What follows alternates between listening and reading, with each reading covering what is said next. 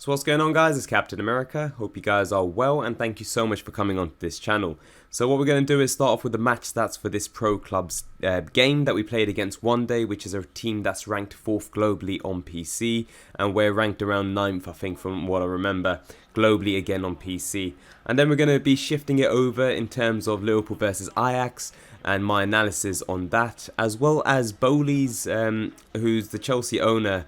Bowley, I don't know how to say his name. He was mentioning that, look, he wants to, or he's looking at, hopefully creating this some sort of like North versus South top 11 in terms of competitions in the Premier League. So that I'll give you my thoughts around, plus the lineups that I feel would be really good and who I feel will be the likely winner out of these two.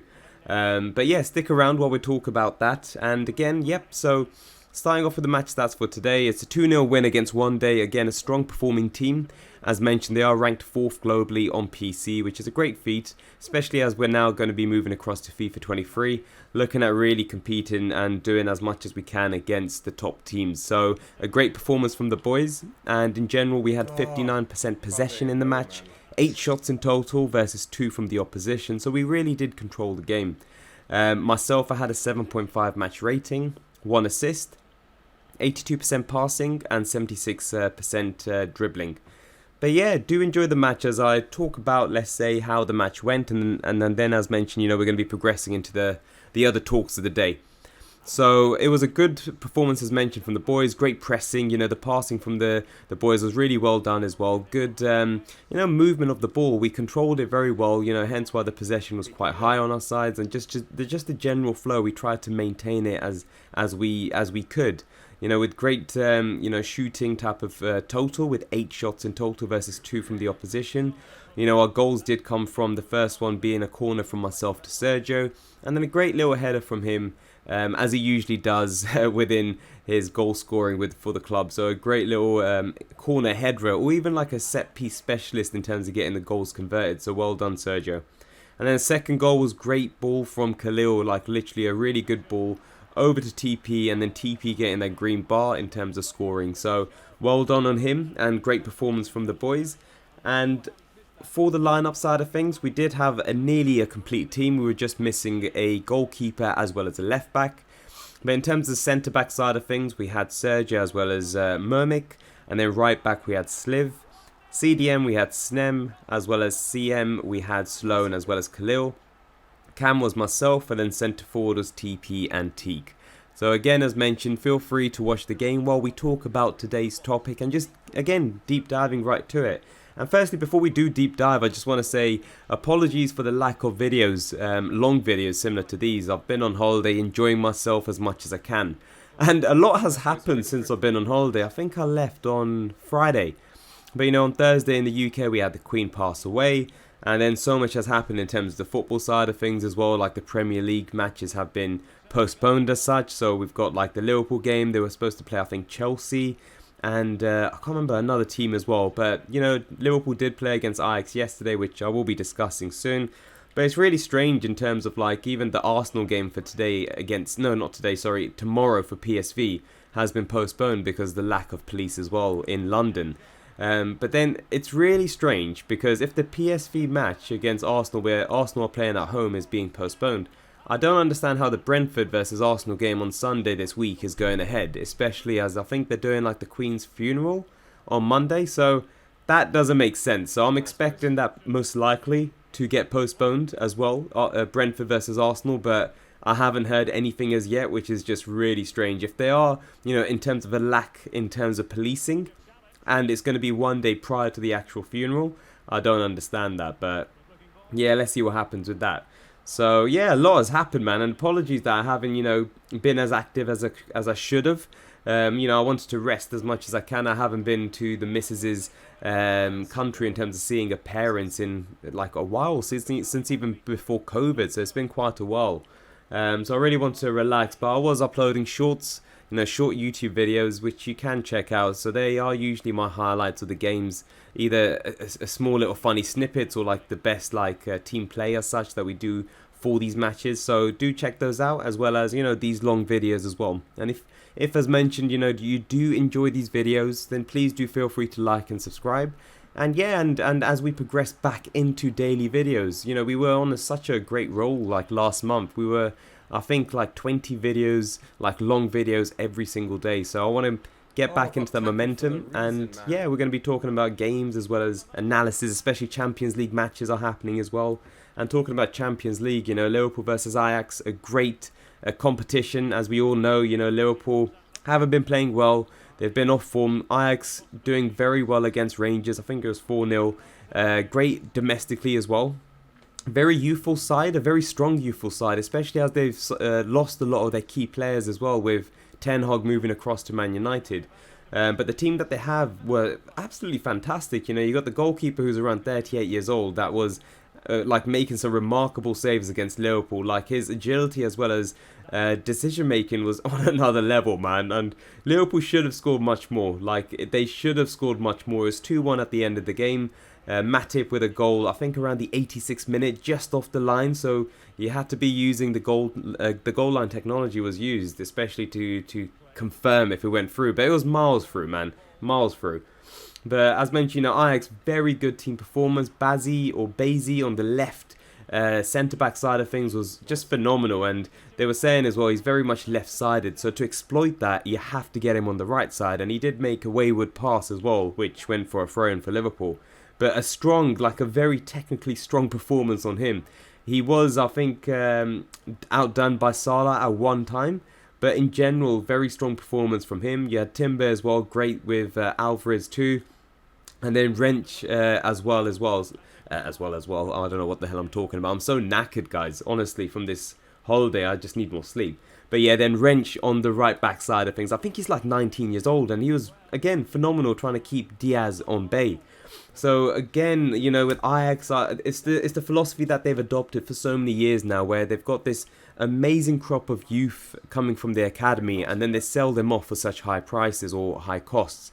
And even the friendly that Liverpool had, the Liverpool under-19s versus Ajax under-19s, you had the likes of like Dalglish watching the game at Kirkby, as well as Van der Beek and Huntelaar as well. You know, great prospects on both sides, but Liverpool demolished them 4-0. So either way, you know, Ajax youth is always one to keep a watch out for. Plus, their kit is amazing, man. Like Ajax's kit isn't just like for the supporters anymore. Like I see so many people everywhere wearing Ajax top, and it's a kit that I would love to buy. Same with there's another top for a club that you should check out. I think it's Atletico Mineiro. I think it's the 2019 or the 2020 season. What they done was they had a competition and they asked their fans to create or design the kit for like the season. And one of the fans that was chosen created a masterpiece. And I'm telling you, a masterpiece. And what he did was, I think it was either Atletico Mineiro's state as a map. He put it on the top. It was a nice little creamy type of brown, like it was a nice beautiful top, and he had like different signatures. Like the actual concept of, you know, the top was absolutely insane. And I want to buy it, but I just can't find anywhere to get something imported through, so I just don't understand.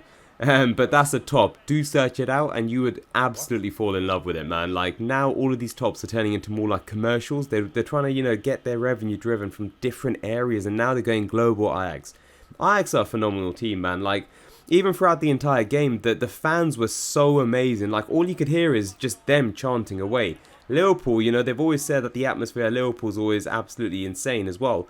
But they were being outsung by Ajax, like completely. But no, Ajax, great team, and it was unfortunate for them to, you know, lose. But it was a strong performance generally for Liverpool. You know, they had 57% possession, 24 shots in total versus 3 from Ajax. An overall Matip man of the match. It's just the way that he gets with the ball and just runs. Like he did 5 people up at one time with a good passing ball through to the centre. And, you know, I'm glad that he did get the goal through to get the goal. And, you know, Trent again, right back side of things. The goal that Liverpool conceded came from that left side, you know, where Trent is playing as a right back. They just passed it through and then they cut in. And it was a great goal as well from Kudus. I don't know how to say it. Mohamed Kudus. A great ball from him. Jota Diaz very close as well, and then Salah to finally get a goal as well. So I'm glad that he got the goal, and hopefully it's a morale booster for him.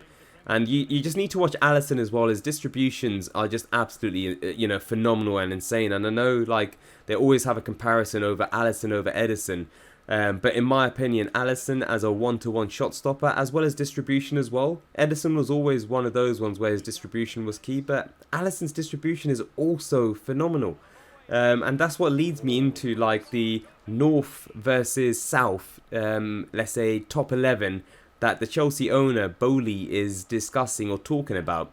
And in my opinion, I think that will be absolutely sick, man. Like, I've always wanted to do one of those ones where, I think even like when I was a youngster, we always did like the World 11. You got it on FIFA, World 11, Classic 11. Like, we should do these type of competitions. Nice. The North versus South should be off season. I think that'll be on summertime for sure. And like, in my opinion, I think North would win completely. And I'll tell you why, okay? So the South, the team that I would have for South, starting off with South, is Ramsdale in goal. You got James for Chelsea on right back. You got Saliba as well as Thiago Silva centre back, and then Zinchenko as a left back. Okay, then Odegaard and Kante in that midfield position, with Son just up front as a cam, and then you got Saka, Kane, and Sterling as well. Like, that is strong attacking wise, even defensively. But now check out the Norths. Okay, so you got Alisson. This is my opinion of what I feel it should be in terms of like the players. But again, do let me know your opinions on what you think. You know, if it was a team to be, you know, chosen for North versus South for the Premier League side of things, who would you choose? And for the North side of things, I've got Alisson in goal. I've got Trent as right back.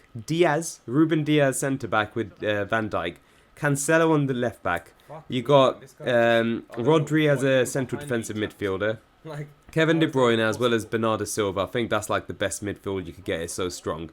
You got Salah. You got Haaland, and then my choice was Diaz. I know a lot of people might say, oh, Ronaldo is really good as a left winger, but Diaz is great in terms of like cutting in, and the shots and dribbling is just absolutely insane. And again, this is my opinion, but I honestly feel North would absolutely demolish South, and I think it's one of those ones where Kane, he's been like good form at the moment with Kuchulevsky, man. Sterling, not a really good like form as such, but again, he needs an out-for-out striker. Saka's been great as well for Arsenal. Same with Odegaard.